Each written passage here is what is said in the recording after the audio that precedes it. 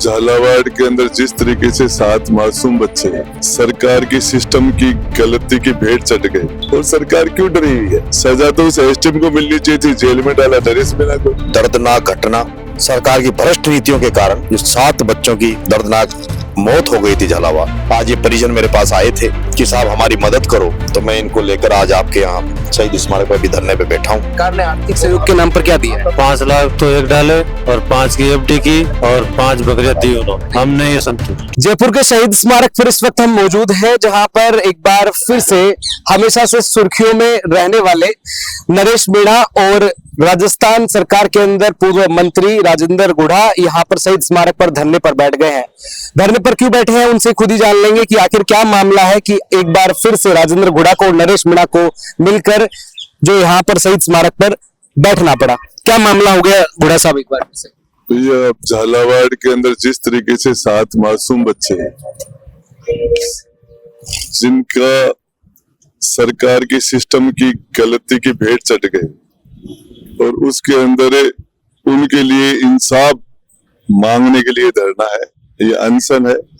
और उनके लिए इंसाफ मांगने के लिए भाई नरेश मीणा उस दिन गए थे वहां, और उल्टा इनके ऊपर झूठा मुकदमा लगा के साहब जिन बच्चों का इलाज चल रहा था उस इलाज में इन्होंने व्यवधान डाला और डॉक्टरों को इलाज नहीं करने दिया। तो जिन्होंने अपनों को खोया है, वो अपने मासूम बच्चों के जिन्होंने खोया, वो उस दिन भी भाई नरेश मीणा उन्हीं के साथ थे, आज भी उन्हीं के साथ है।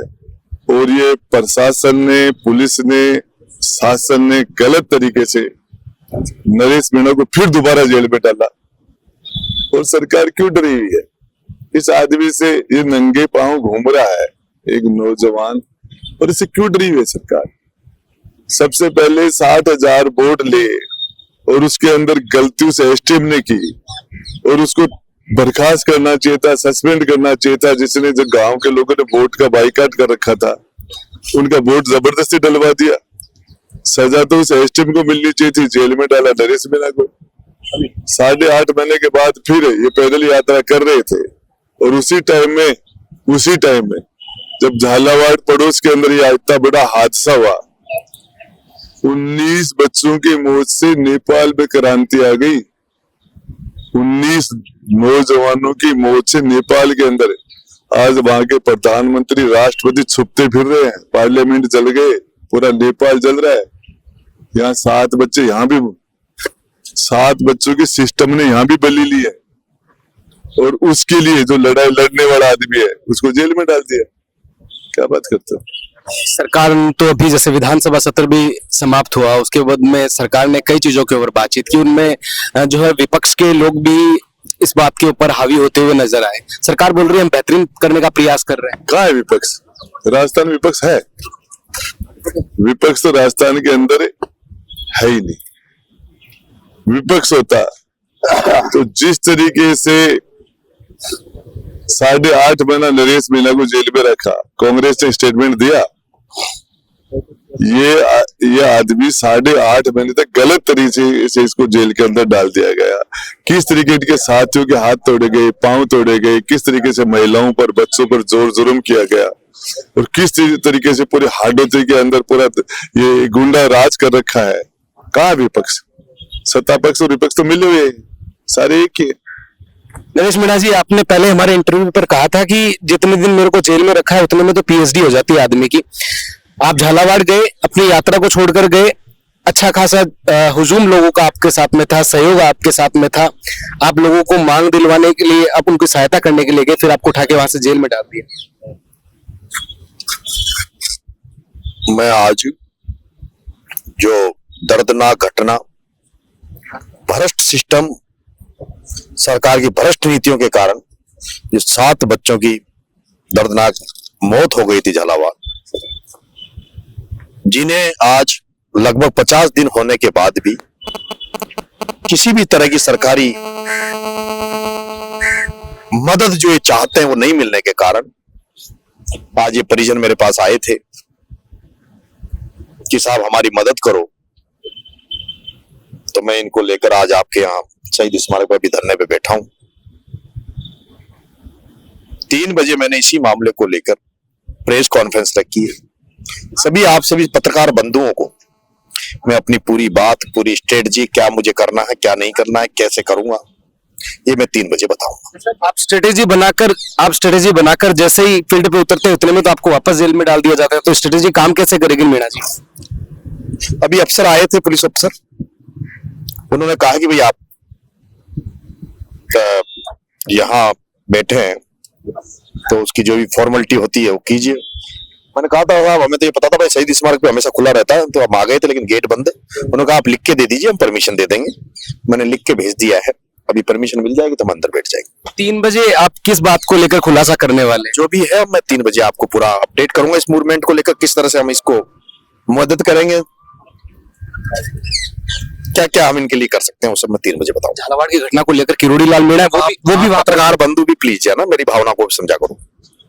लेकिन सरकार के लोग तो जाकर आ रहे हैं क्योंकि मुद्दा 3 बजे मैं आपसे बात कर लूंगा प्लीज। ठीक है। तो कुल मिलाकर नरेश मीणा भी यहाँ पर मौजूद है और जो सरकार के पूर्व मंत्री हैं कांग्रेस पार्टी के अंदर जिस वक्त थे, लाल डायरी एक किस्सा जो हुआ करता था वो सुर्खियों में आया और उसके बाद में उस विषय के ऊपर लगातार बातचीत हुई। आज झालावाड़ की घटना को लेकर शहीद स्मारक के बाहर यहाँ पर प्रदर्शन इस बात को लेकर किया जा रहा है और शांतिपूर्वक तरीके से प्रदर्शन किया जा रहा है। झालावाड़ के अंदर स्कूल हादसे के अंदर जान गंवाने वाले जो बच्चे थे उसके अंदर से एक के पिता यहाँ पर शहीद स्मारक पर इस वक्त मौजूद है और अपने बच्चे की फोटो वो यहाँ पर साथ में लेकर बैठे हुए हैं। मैं आपको एक बार तस्वीरें यहाँ दिखाऊंगा कि ये बच्चा है जिसका नाम कुंदन है और इसने स्कूल हादसे के अंदर अपनी जान गंवाई है। ये इनके पिता हैं जो यहाँ पर बैठे हुए हैं और सरकार से मांग तो बड़ी थी लेकिन इन्होंने अपने बच्चे की जो है हादसे के अंदर जान तो चली गई लेकिन सरकार ने मुआवजे के तौर पर क्या दिया ये भी बात कर ली। क्या नाम है जरा? बीरमचंद नाम है। ये आपका बच्चा था? ये मेरा बच्चा था छोटा वाला। ठीक है। अब सरकार ने आर्थिक सहयोग के नाम पर क्या दिया है? उन्होंने हमारे को 5 लाख तो एक डाले और 5 की एफडी की और 5 बकरियां दी उन्होंने। 5 बकरियां दी। बकरियां आपको क्या नाम मुआवजे के तौर पर? मुआवजे के तौर पे थी, हमें पता नहीं है, नाम से की 5 लाख रुपए की एफडी करवाई? हाँ 5 की एफडी करवाई उन्होंने। तो 5 लाख रुपए कैश? 5 लाख कैश दिए और 5 को बकरी के दिए उन्होंने। तो इससे क्या गुजारा हो जाएगा? हमारा गुजारा नहीं होता है, इसमें हम संतुष्ट है। इसमें संतुष्ट हम नहीं है संतुष्ट। तो अब सरकार से क्या मांगे आपकी? वैसे सरकार से हम तो ये मांग रहे हैं कि राज्य कोर से हमें बच्चों को क्लेम दिया जाए। ठीक है। जो इन्होंने अगले एयरपोर्ट हम घटना में दिया 1 करोड़, घायलों को 50 लाख दिया, मृतक परिवार को एक सरकारी नौकरी दी, 5 बीघा जमीन पट्टा करा हुआ है। तो हम गरीबों से क्या भेदभाव किया जा रहा? आपकी मांग है कि आपको भी कुछ ऐसा हम न्याय देने भी जानते हैं और न्याय छीनना भी जानते हैं। ये कुंदन जो है सबसे छोटा था आपके परिवार? ये सर छोटा था मेरा, छोटा। इसके अलावा कितने बच्चे हैं आपके? इससे एक बड़ी बहन है, लक्ष्मी भाई नाम है उसका, और एक बड़ा लड़का है वो ईश्वर नाम है उसका। तो बड़ा लड़का 10वीं में और लक्ष्मी 8वीं में और ये 5वीं में था। किरोड़ी लाल मीणा गए थे, वो उनका क्या हुआ? सर हम मौजूद नहीं थे वहां पर। आप मौजूद नहीं? तो आपके परिवार के लोगों से मिले? किसी से भी नहीं मिले, वहाँ घर पर भी नहीं गए। पता कह रहा था कि गांव में से पूछताछ के चल गए। और ये आपने फोटो ले रखी है, ये कौन है सर? हरीश। ये आपकी बेटा है? हाँ। आपकी क्या मांग है सरकार से? यही मांग है, इन्हें बोले जी, मैं बोल चाहता हूँ सरकार अच्छा खासा मुआवजा दे आप। हाँ। आपके और भी बच्चे हैं सर? एक बच्चा और एक बच्चा। एक को भगवान ने बुला लिया। 2 बच्चा। इसके अलावा और भी लोग जो सरकार के लोग या कोई लोग आपसे मिलने गए? क्या नहीं क्या बोले। 3 बजे जो नरेश मीणा है वो एक प्रेस कॉन्फ्रेंस के माध्यम से जो है कुछ बातों का खुलासा भी करने वाले हैं। देखना ये होगा कि किन विषयों के ऊपर बातचीत होती है, किन मुद्दों के ऊपर बातचीत होती है और क्या वहां से निकल कर आता है। मेरे सहयोगी जावत के साथ मैं दीपक